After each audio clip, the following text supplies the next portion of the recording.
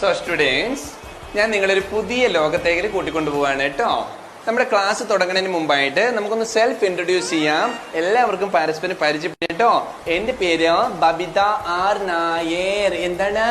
Babita R Nair. നായല്ല, Nair ഒരു silent അല്ലേ കേട്ടോ.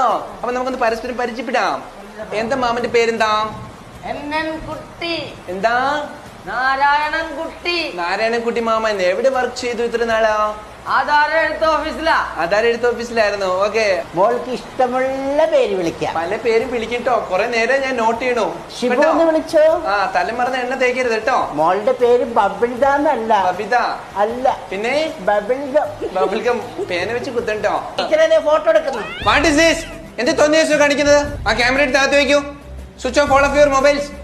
Stupid boy. Look students, the main three parts of a computer is what is I am not to notice.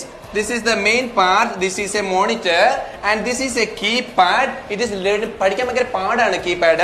Then it is a mouse, which is the electronic device which is using to use the computers. And this is the main portion which is name is CPU. What is? CPIM. No CPU. അയ്യോ അതല്ല, ഇത് പാർട്ടിയല്ല. This is a equipment. ഇതൊരു ഉപകരണമാണ്. എന്താണ്? ഉപകരണമാണ്. എന്തിനാ എന്നെ ചൂണ്ടി ഉപകരണമാണ്?